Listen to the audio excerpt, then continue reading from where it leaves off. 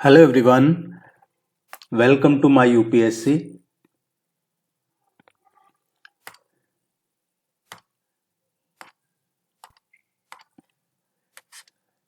UPHSC हुआ करता था ये पहले, अब नया आयोग बन गया है जिनकी जानकारी में नहीं है या जो पिछले काफी टाइम से इस एग्जाम को लेके और एक्टिव नहीं है, क्योंकि ज्यादातर क्या होता है कि आप भूल जाते हैं या फिर आपको लगता है कि पता चलेगा जब ही तैयारी करेंगे और एग्जाम की डेट आती है फिर आपको कुछ लोगों को इश्यू रहता है कि तैयारी नहीं हो पाई है। जो रेगुलर चैनल से जुड़े हुए हैं उनको एक एक चीज ऑथेंटिक पता है। मैं एक और आप लोगों से रिक्वेस्ट करूंगा कि जो तैयारी नहीं करवा रहे हैं इस एग्जाम की, उनके वीडियोज आप देखें तो ये मान के देखिएगा कि वो एग्जाम होने से एक दिन पहले भी आपको यही सी कोशिश में रहेंगे कि क्या एग्जाम पोस्टपोन्ड होने वाला है। और ये मैं मेरा पिछले 7-8 साल का एक्सपीरियंस बता रहा हूँ और स्पेशली यूपीएचएससी असिस्टेंट प्रोफेसर का ही बता रहा हूँ। जब भी एग्जाम होता है, जब भी तैयारी करवाते हैं, तो एक चीज मैं हमेशा रिक्वेस्ट करता हूँ। और कुछ बच्चे हैं जो दूसरे चैनल पे कुछ देख के आते हैं और फिर हमें मैसेज करते हैं, जो कि कोई भी ऑथेंटिक जानकारी नहीं दे रहा है बिना रेफरेंस के, तो उसको फॉलो मत कीजिए, नहीं तो आपका टाइम वेस्ट होता है। कुछ तो ऐसे लोग हैं जो एक एक दिन में 2-2 वीडियोस बना रहे हैं। वो सुबह कहते हैं कि एग्जाम मई जून में होगा, शाम को कहते हैं कि एग्जाम दिसंबर जनवरी में होगा। और ये एक आध नहीं है, ये बहुत सारे हैं, नंबर ऑफ इनके काफी ज्यादा लोग हैं। ये वो इस तरीके के शातिर लोग हैं जो आपको थंबनेल टाइटल अजीब सा डालेंगे और आप मजबूर हो जाते हो उस पर क्लिक करने के लिए। तो जो नहीं करवा रहा है तैयारी एग्जाम की, उससे दूर रहिए। और अगर फिर भी आप देखते हैं तो वो आपका मर्जी है आपकी। इसके 38 टेस्ट ऑलरेडी कंप्लीट करवाए जा चुके हैं, 37 टेस्ट। आज टेस्ट नंबर 38 डिस्कस करेंगे हम। टेस्ट सीरीज ज्वाइन नहीं किया है तो टेस्ट सीरीज ज्वाइन कर लीजिएगा। टेस्ट सीरीज के लिए वेबसाइट विजिट कर सकते हैं आप। चैनल के इसके वीडियो के डिस्क्रिप्शन में लिंक मिल जाएगा, कमेंट सेक्शन में मिल जाएगा, या फिर इस नंबर पे भी आप कांटेक्ट कर सकते हैं। हिंदी और इंग्लिश दोनों में अवेलेबल है। टेस्ट सीरीज में आपको आपके सिलेबस के कंप्लीट नोट्स मिल जाते हैं और प्रैक्टिस टेस्ट मिलता है और उसका डिटेल सॉल्यूशन का पीडीएफ मिल जाता है। Let's begin. अनुक्रियाशील नेताओं का संबंध इनमें से किससे था? अनुक्रियाशील नेताओं का संबंध, अनुक्रियाशील क्या होता है? Progressive leaders. प्रोग्रेसिव लीडर्स का संबंध इनमें से किससे था? स्वराजिस्ट जो हैं उनको प्रोग्रेसिव कहा जाता है। स्वराजिस्ट, स्वराज पार्टी का क्वेश्चन अक्सर एग्जाम में पूछा जाता है। पिछले जो भी 3-4 एग्जाम हुए हैं उसमें स्वराज पार्टी का क्वेश्चन पूछा गया है सभी एग्जाम्स में। स्वराज पार्टी है। इसको स्वराज पार्टी, कई बार कांग्रेस खिलाफत स्वराज पार्टी के नाम से भी पूछ लिया जाता है। और इसका गठन 1923 में हुआ था। 1 जनवरी 1923 को स्वराज पार्टी का गठन हुआ था और इसके अध्यक्ष थे CR दास, चित्तरंजन दास इसके अध्यक्ष थे और मोतीलाल नेहरू इसके सेक्रेटरी थे।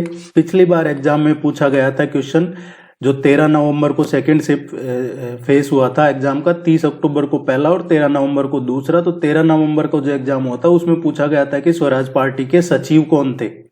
मोतीलाल नेहरू स्वराज पार्टी के सेक्रेटरी थे। स्वराज पार्टी चोरा चोरी घटना हुई थी।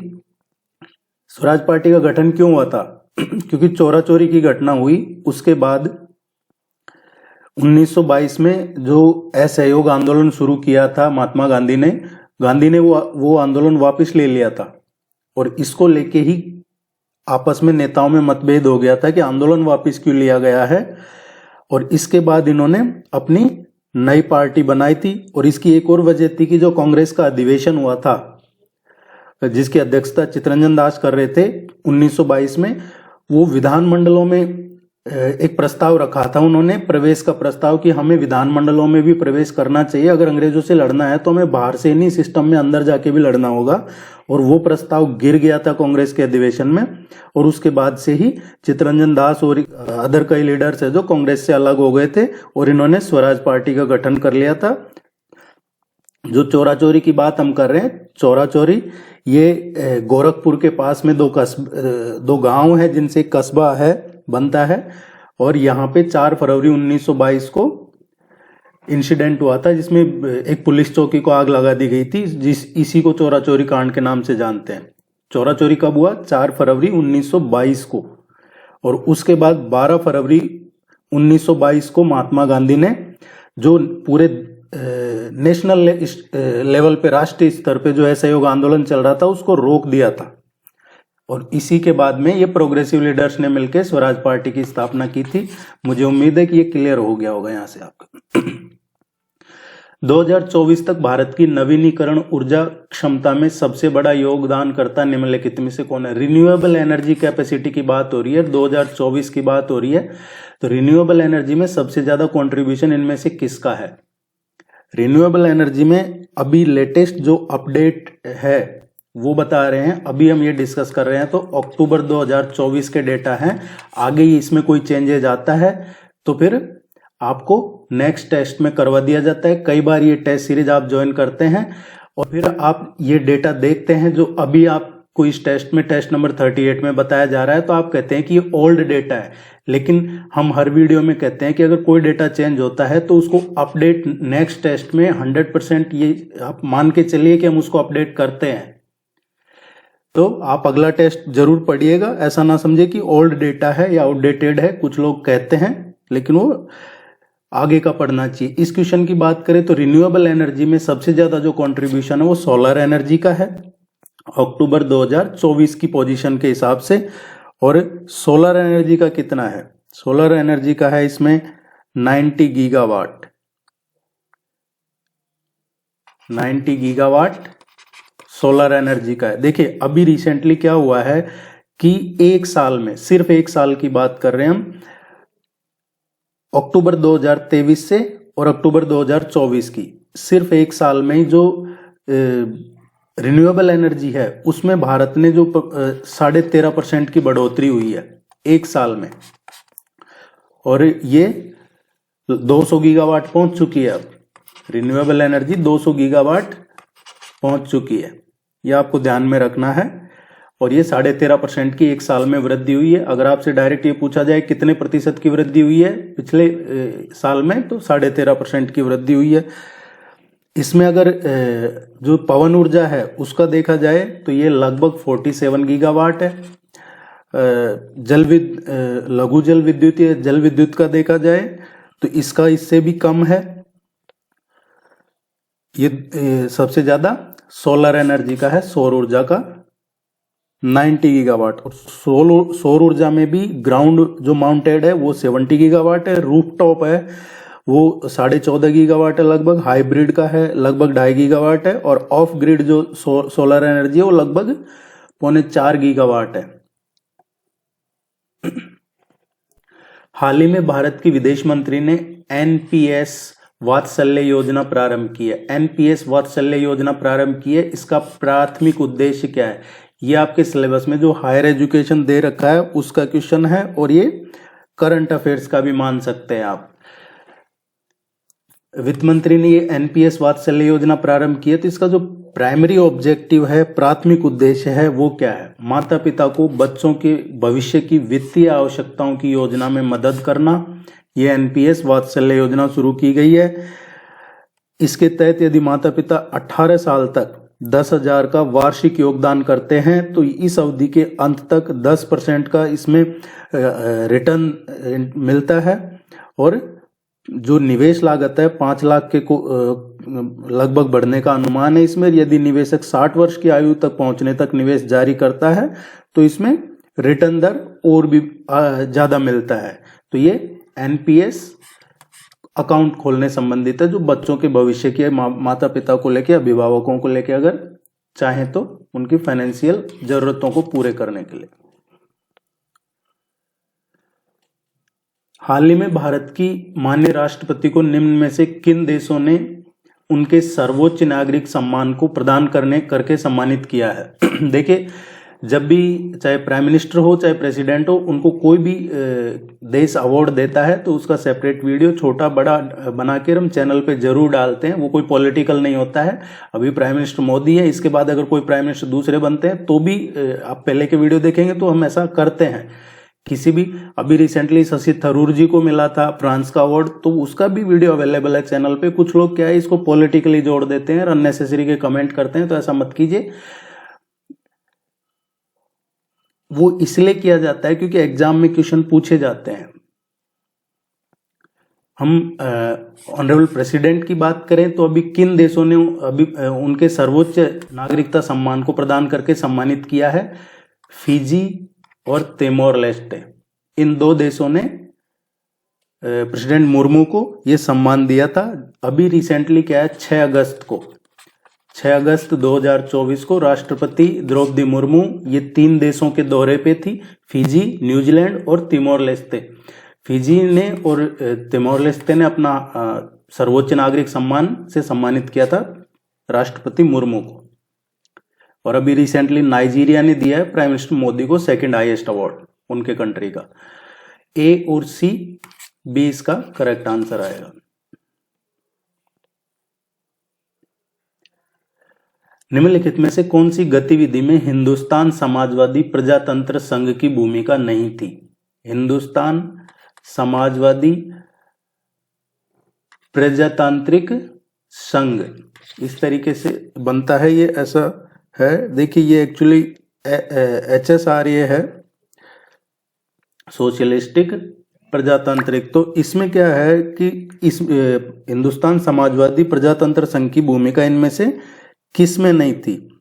एक्चुअली क्या है कि शुरू में जब इसका गठन किया था, जब HRA था ये हिंदुस्तान रिपब्लिक एसोसिएशन, और रामप्रसाद बिस्मिल ने 1923 में 1923 में रामप्रसाद बिस्मिल ने जब पार्टी का गठन किया था तो उन्होंने इसका नाम हिंदुस्तान रिपब्लिक एसोसिएशन रखा था। और इलाहाबाद में इसका लाला हरदयाल के आशीर्वाद से इनका मसौदा तैयार किया था इन्होंने। इसमें HRA में और भी सदस्य थे, सचिंद्रनाथ सान्याल, जोगेश चंद्र चटर्जी जो अनुशीलन समिति के भी सदस्य थे और HRA के भी सदस्य थे। बाद में क्या हुआ कि इसका नाम 1928 में 1928 में HRA का नाम भगत सिंह के आग्रह पे हिंदुस्तान रिपब्लिकन सोशलिस्ट एसोसिएशन कर दिया, HSRA। और यही question Hindustan socialistic Republic association, यही क्वेश्चन हमसे पूछा है HSRA का, जो पहले HRA हुआ करता था, बाद में HSRA बना 1928 में। अब हम क्वेश्चन की बात करते हैं। तो इन्होंने सैंडर्स को गोली मार के हत्या की थी। जो एक पुलिस अधिकारी था जॉन सैंडर्स, उसको भगत सिंह और राजगुरु ने गोली मार के हत्या की थी। उनका इरादा स्कॉट को गोली मारने का था एक्चुअली। और बाद में HSRA ने कहा, फिर भी दावा किया कि उन्होंने बदला ले लिया है। असेंबली में सेंट्रल असेंबली बम विस्फोट का मामला था, वो भी HSRA की गतिविधि थी। इसके अलावा आप देखेंगे तो जो लॉर्ड इरविन को ट्रेन ले जा रही थी उस पे भी HSRA ने ही बम से हमला किया था 1929 में, 1929 में। तो ये सारे HSRA के हैं। चौरा चोरी इंसिडेंट जो हुआ था उसका HSRA से कोई लेना देना नहीं था। जो हमने ऊपर पढ़ा चौरा चोरी, वो अलग इंसिडेंट था। ए इसका करेक्ट आंसर है। और पूछा भी यही है कि भूमिका किस में नहीं थी HSRA की? चौरा चोरी में नहीं थी, बाकी इनमें मानी गई है। और HSRA के ज्यादातर नेताओं को या तो उम्र कैद की सजा दे दी, या गोली मार दी गई, या फांसी दे दी गई। जीमेल में ईमेल अटैचमेंट आकार सीमा क्या है? जीमेल में जो ईमेल अटैचमेंट है उसकी साइज लिमिट क्या है? जीमेल, आप किसी को जीमेल सेंड करते हैं तो आप 25 MB तक का उसमें अटैच कर सकते हैं। और अगर 25 MB से ज्यादा की फाइल साइज जाती है तो फिर वो उसको गूगल ड्राइव का लिंक बना के सेंड करता है। सी इसका करेक्ट आंसर है। DAE department of atomic energy का है ये, परमाणु ऊर्जा विभाग। इसका कॉन्क्लेव 2024 का आयोजन कहाँ किया गया है? डिपार्टमेंट ऑफ एटॉमिक एनर्जी परमाणु ऊर्जा विभाग कॉन्क्लेव 2024 का आयोजन कहाँ किया गया है, ये हमसे पूछा है। इसका अभी रिसेंटली DAE ने प्लेटिनम जुबली समारोह मनाया है और ये अक्टूबर 22 से 26 2024 को NISER NISER, और ये क्या है? राष्ट्रीय विज्ञान शिक्षा एवं अनुसंधान संस्थान भुवनेश्वर। अगर आपसे DAE का क्वेश्चन नहीं पूछा जाता है तो आपसे ये भी पूछा जा सकता है कि राष्ट्रीय विज्ञान शिक्षा एवं अनुसंधान संस्थान का हेडक्वार्टर कहाँ पे है, तो ये भुवनेश्वर में है। इस तरीके के क्वेश्चन पहले पूछे गए हैं एग्जाम में, चाहे राइस रिसर्च सेंटर हो। समग्र शिक्षा योजना का उद्देश्य समान एवं समावेशी कक्षा वातावरण के साथ गुणवत्तापूर्ण शिक्षा सुनिश्चित करना है। ये उद्देश्य के विकास सस्टेनेबल डेवलपमेंट गोल के अनुसार है। सस्टेनेबल डेवलपमेंट गोल का पिछले साल भी एग्जाम में क्वेश्चन पूछा गया था और आगे भी पूछा जाएगा। ये हमारे सिलेबस में भी है और ये इम्पोर्टेंट भी है। सस्टेनेबल डेवलपमेंट गोल्स 2030 इनका टारगेट है, 2030 तक अचीव करने हैं ये। और टोटल 17 SDG हैं। कितने विकास लक्ष्य हैं? उद्देश्य के 17 विकास लक्ष्य हैं। आपको ये 17 अच्छे से याद होने चाहिए। SDG पहला क्या है? गरीबी की समाप्ति, गरीबी हटाओ जो कहते हैं, गरीबी की पूर्णतः समाप्ति पहला सस्टेनेबल डेवलपमेंट गोल है। दूसरा भूखमरी की समाप्ति है। तीसरा अच्छा स्वास्थ्य और जीवन स्तर है। चौथा गुणवत्तापूर्ण शिक्षा है। पांचवा जेंडर इक्वलिटी है। छठा क्लीन वाटर है। सातवां है जो चीप एंड क्लीन एनर्जी है, सस्ती और स्वच्छ ऊर्जा। आठवां है आर्थिक विकास, नवा इनोवेशन से जुड़ा हुआ है। 10वां है असमानता में कमी होनी चाहिए। 11वां जो है वो अर्बनाइजेशन से या जो कम्युनिटी डेवलपमेंट है उससे लेके है। 12वां जिम्मेदारी का के साथ आप उस किसी चीज को यूज कर रहे हैं तो एक रेस्पॉन्सिबल तरीके से उसका यूज करें और रेस्पॉन्सिबल तरीके से उसका प्रोडक्शन करें। ये है 12वां। 13वां है जो क्लाइमेट चेंज से रिलेटेड है। 14वां है ये पानी से, पानी में जीवन, इससे संबंधित है। पानी में जीवन का मतलब क्या होता है? जैसे महासागर, समुद्र, समुद्री संसाधनों का संरक्षण करना, उनका ठीक से यूज करना सुनिश्चित करना, ये पानी में जीवन है। 15वां है भूमि पर जीवन। भूमि पर जीवन से मतलब क्या है? सुरक्षित जंगल, बायोडायवर्सिटी का नुकसान नहीं हो, ये सुरक्षित भूमि पर जीवन है। 16वां क्या है? शांति और न्याय के लिए संस्थान बनाए जाएं। और 17वां लक्ष्य की प्राप्ति में सामूहिक साझेदारी होनी चाहिए। ये टोटल 17 सस्टेनेबल डेवलपमेंट गोल है। हमसे पूछा है गुणवत्तापूर्ण शिक्षा सुनिश्चित करवाना, तो गुणवत्तापूर्ण शिक्षा सुनिश्चित, गुणवत्तापूर्ण शिक्षा किसमें है? SDG 4 में।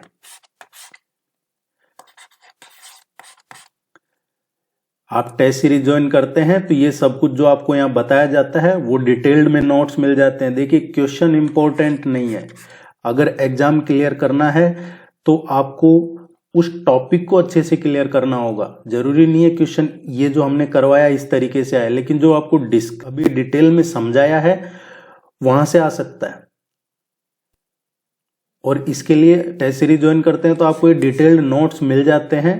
इसी क्वेश्चन के नीचे आपको डिटेल में इसका सॉल्यूशन मिलता है, प्रैक्टिस टेस्ट मिलते हैं। ऐसा नहीं है कि सिर्फ वीडियो देख के एग्जाम क्लियर किया जा सकता है। 4-5 वीडियो देखने के बाद फिर जो पहले देखें वो आदमी के माइंड से धीरे धीरे स्किप होने लगता है। तो इसलिए पढ़ाई जरूरी है, प्रैक्टिस जरूरी है, रिवीजन जरूरी है। अगर आप किसी भी कॉम्पिटिटिव एग्जाम को क्लियर करना चाहते हैं तो सबसे इंपॉर्टेंट है उसका सिलेबस को अच्छे से फॉलो करना, उसके बाद में उसके नोट्स और practice test and then revision.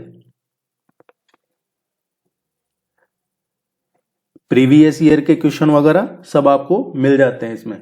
Lakshadweep को मलिक अटोल से कौन सा चैनल अलग करता है? लक्षद्वीप, अंडमान निकोबार, इसका क्वेश्चन पूछा जाता है। 8 डिग्री, 9 डिग्री, 10 डिग्री का एक क्वेश्चन, जरूरी नहीं है हर शिफ्ट में आए, लेकिन पूरा जो 3 शिफ्ट में हुआ था पिछली बार, 3 shift in the sense 3 face में, जैसे 3 दिन में एग्जाम हुआ था, एक दिन में 2 शिफ्ट में, तो किसी न किसी दिन पूछा जाता है ये 8 डिग्री, 9 डिग्री, 10 डिग्री का क्वेश्चन आता है एग्जाम में। अब ये क्वेश्चन है लक्षद्वीप को मलिकू अटोल से कौन सा चैनल अलग करता है? 9 डिग्री चैनल लक्षद्वीप और मलिक अटोल को अलग करता है। 10 डिग्री क्या करता है? 10 डिग्री चैनल अंडमान और निकोबार को अलग करता है। अंडमान और निकोबार को सेपरेट करता है 10 डिग्री चैनल। 9 डिग्री लक्षद्वीप और मलिकू अटोल को सेपरेट करता है। निम्नलिखित में से दीक्षा पोर्टल से संबंधित कौन सा सही नहीं है? क्वेश्चन को अच्छे से पढ़ना बहुत जरूरी है। हमसे पूछा है दीक्षा पोर्टल से संबंधित गलत कौन सा है। इस पोर्टल के माध्यम से शिक्षक अपने विद्यार्थियों को ऑनलाइन शिक्षा दे सकते हैं, ये सही है। इस पोर्टल का प्रयोग केवल टीचर्स द्वारा ही किया जा सकता है, ये गलत है। ऐसा नहीं है कि इस पोर्टल का सिर्फ टीचर ही यूज कर सकते हैं, कुछ प्राइवेट लोग भी इसका यूज कर सकते हैं। मतलब लगभग सभी यूज कर सकते हैं इसका। Student, teacher, NGO, private entities सभी इसका यूज कर सकते हैं। राष्ट्रीय डिजिटल अवसंरचना को उनकी एनसीईआरटी पुस्तकों में दिए गए क्यूआर कोड को स्कैन के बाद ही एक्सेस किया जा सकता है, ये बिल्कुल सही है। क्यूआर कोड से आप ये एनसीईआरटी को एक्सेस कर सकते हैं। डिजिटल जो बुक है उनको क्यूआर स्कैन किया। ये आप अगर तैयारी कर रहे हैं तो ये दीक्षा पोर्टल पे, अभी असिस्टेंट प्रोफेसर का तो नहीं है लेकिन कई एग्जाम्स का है इस पे, जहाँ पे एनसीईआरटी वगैरह आप क्यूआर स्कैन करके पढ़ सकते हैं। इंटरनेट कनेक्टिविटी के बिना पाठ्य गृहीतम शेयर नहीं की जा सकती, ऐसा कुछ नहीं है। इंटरनेट कनेक्टिविटी के बिना भी आप शेयर कर सकते हैं, तो ये भी गलत है। हमसे गलत पूछा था तो बी और डी दोनों गलत है।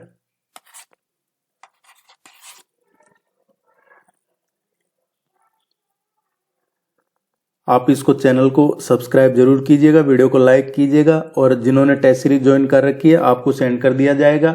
आगे जो सिलेबस बचा है वो अब आपको रेगुलर बेसिस पे करवाया जाएगा। वेबसाइट विजिट कर लीजिएगा।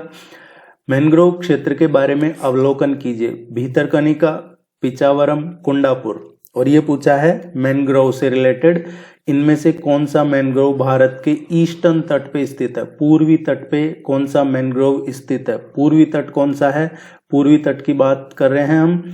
पश्चिम बंगाल, उड़ीसा, आंध्र प्रदेश, ये वाला जो तट है जो बे ऑफ बंगाल से जुड़ा हुआ है वो पूर्वी तट है। और इधर जो महाराष्ट्र से और ये केरला तक वाला है ये गुजरात से मान लीजिए ये वेस्टर्न घाट है जो अरेबियन सी से लगा हुआ है।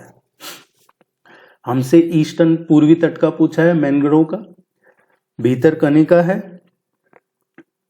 भीतरकनिका और पिचावरम मैनग्रोव है, ये बिल्कुल ईस्टर्न पूर्वी तट में ही स्थित है। कुंडापुर है, कुंडापुर एक्चुअली ये पश्चिमी घाट में है। ये कहाँ पे है? कुंडापुर मैनग्रोव कर्नाटका में है। हालांकि कर्नाटका भी इधर ईस्टर्न घाट से टच करता है, बेंगलोर वगैरह का रीजन, लेकिन ये जो कुंडापुर है ये वेस्टर्न घाट से लगा हुआ है कर्नाटका में। पहला और दूसरा पूर्वी घाट से जुड़े हुए हैं। हाल ही में अंतरिक्ष और प्रौद्योगिकी विभाग ने विमेन इन स्पेस लीडरशिप कार्यक्रम का शुभारंभ किसके सहयोग से किया? अभी रिसेंटली जो अंतरिक्ष और प्रौद्योगिकी विभाग है उसने विमेन इन स्पेस लीडरशिप कार्यक्रम का शुभारंभ किया है। और ये यूके इंडिया शिक्षा अनुसंधान पहल थी। 24 सितंबर 2024 को ब्रिटिश काउंसिल के सहयोग से ये किया गया था।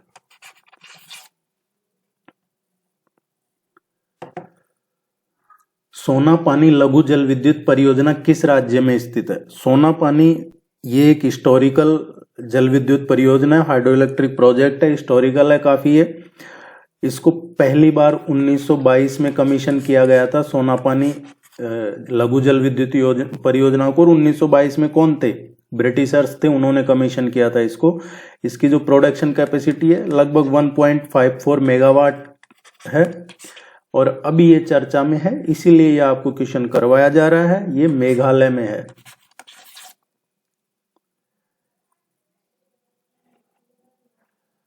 बासेल सेकंड के 3 स्तंभ कौन से हैं? बासेल सेकंड के 3 पिलर्स कौन से हैं? 3 पिलर्स ऑफ बासेल सेकंड।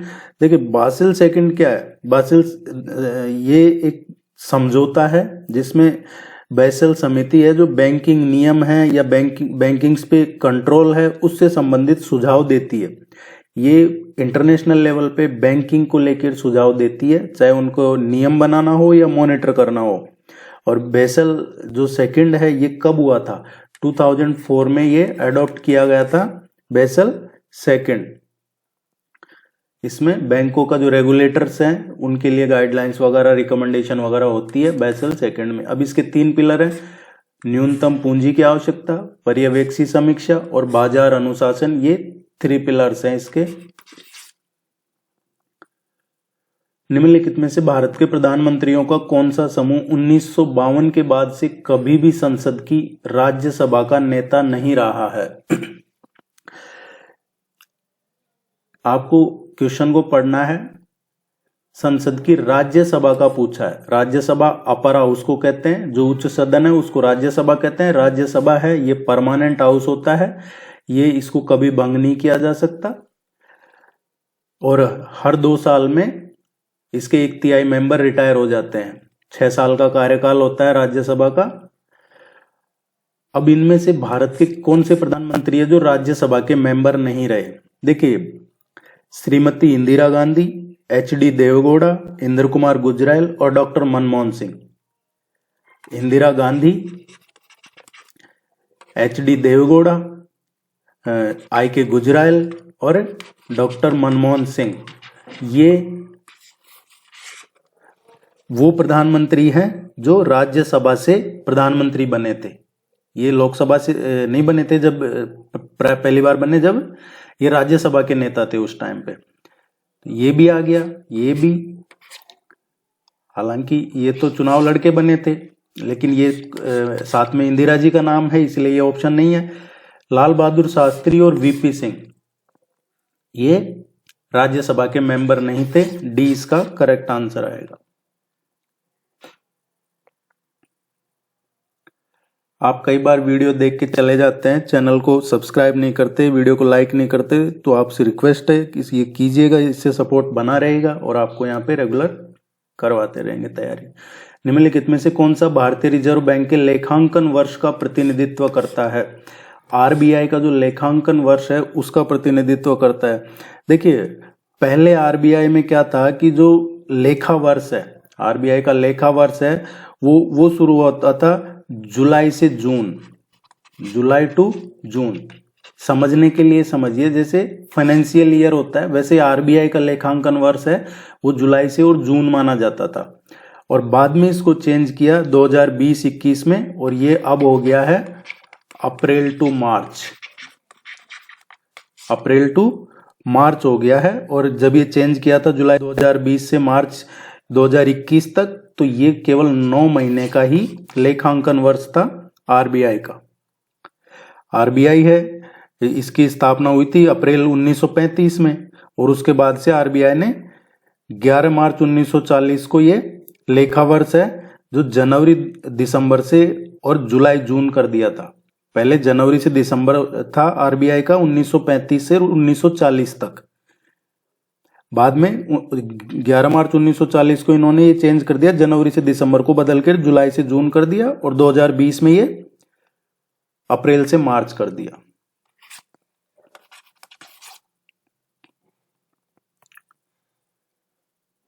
सर्वोच्च न्यायालय के न्यायाधीश के विरुद्ध महाअभियोग के प्रस्ताव की जांच करने वाली समिति में कुल कौन से सदस्य होते हैं? कुल सदस्य कौन से कितने होते हैं? देखिए, सर्वोच्च न्यायालय मतलब सुप्रीम कोर्ट, सुप्रीम कोर्ट का कोई जज है, उसके विरुद्ध महाअभियोग क्या होता है? इम्पीचमेंट। उसका प्रस्ताव आया है तो उस प्रस्ताव को जांच जो कमेटी करती है उसमें कौन मेंबर होते हैं?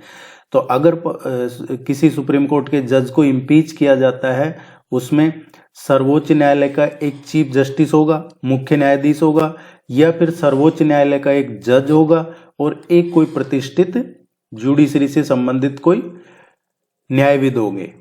अब इसमें ये भी हो सकता है कि सर्वोच्च न्यायालय के मुख्य न्यायाधीश या फिर सर्वोच्च न्यायालय का एक न्यायाधीश हो, दोनों में से एक हो, और हाई कोर्ट का चीफ जस्टिस हो और एक प्रतिष्ठित न्यायविद, ये भी पॉसिबल है।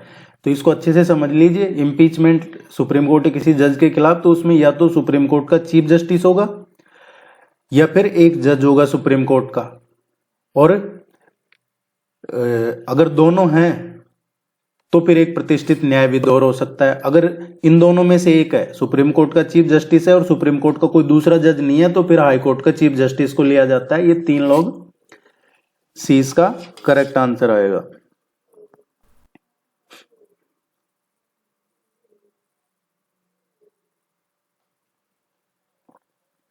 सर्वोच्च न्यायालय ने निम्न में से किस निर्णय में कहा कि प्रस्तावना संविधान का भाग नहीं है?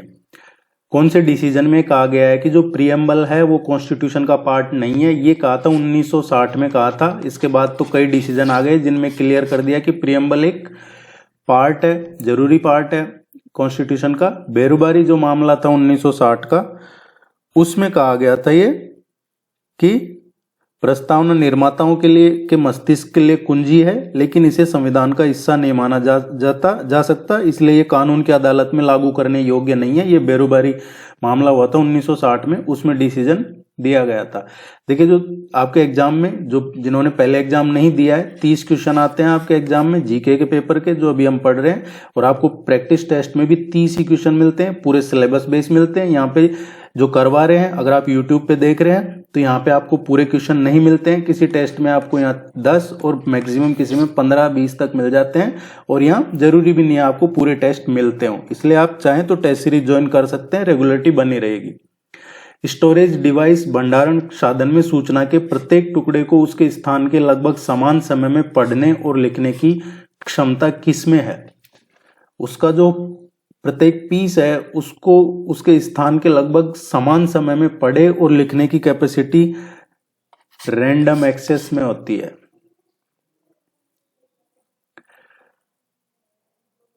निम्नलिखित में से कौन प्रकृति व प्राकृतिक संसाधनों के संरक्षण के अंतर्राष्ट्रीय संघ, ये प्रकृति एवं प्राकृतिक संसाधनों के संरक्षण का अंतर्राष्ट्रीय संघ क्या है? IUCN। इसका भी एक क्वेश्चन देखने को मिलेगा आपको। द्वारा संरक्षण के उद्देश्य से वर्गीकृत पौधों और जानवरों की एंडेंजर्ड स्पीसीज, संकटग्रस्त प्रजातियों की श्रेणी से संबंधित नहीं है। IUCN की जो एंडेंजर्ड स्पीसीज की कैटेगरी की है, जो लिस्ट है IUCN की, उसमें इनमें से कौन सा नहीं है, ये पूछा है हमसे। तो अभी हमें ये पता होना चाहिए कि IUCN की जो रेड लिस्ट है, उसको रेड डेटा लिस्ट बोलते हैं, जो एंडेंजर्ड स्पीसीज की है उसको IUCN की red data book, red data list इसी तरीके से कहा जाता है। इसमें टोटल 9 ग्रुप्स हैं। कितने हैं? 9 ग्रुप्स हैं। नॉट इवेल्युएटेड, अनाकलित पहला है। दूसरा डेटा डेफिशिएंट, मतलब डेटा अपूर्ण है। तीसरा लीस्ट कंसर्न, मतलब ज्यादा टेंशन वाली बात नहीं है, कम चिंता का विषय, जिसको कहते हैं लीस्ट कंसर्न।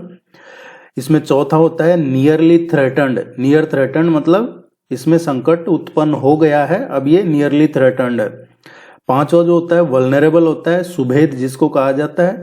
छठा इसमें एंडेंजर्ड होता है, संकटग्रस्त। सातवां क्रिटिकली एंडेंजर्ड होता है, गंभीर रूप से लुप्तप्राय। आठवां जो होता है इसमें extinct in the wild, one विलुप्त कहा जाता है। और नवा जो होता है वो एक्सटिंक्ट होता है, जिसको कहते हैं विलुप्त होने के कगार पे है। IUCN 1948 में इसकी स्थापना की गई थी, और एक अंतर्राष्ट्रीय संगठन है जो प्रकृति के संरक्षण के लिए या नेचुरल रिसोर्सेज के सतत यूज के लिए काम करता है। 9 है, ये अभी हमने डिस्कस कर लिए हैं। तो इनमें से कौन सा नहीं है? दुर्लभ प्रजातियां। दुर्लभ प्रजातियां इसकी इस लिस्ट में नहीं है। ये उम्मीद है आपको यूजफुल रहेगा, बिल्कुल 100% ये आपके एग्जाम के लिए यूजफुल है। आप रेगुलर पढ़ते रहिए। कोई भी क्वेरी है आप चाहे तो इस नंबर पे कांटेक्ट करके पूछ सकते हैं, और वेबसाइट विजिट कर लीजिएगा। टेस्ट सीरीज का लिंक कमेंट सेक्शन में मिल जाएगा वेबसाइट पे, या इस नंबर पे कांटेक्ट कर सकते हैं। Thank you very much, good luck, all the very best.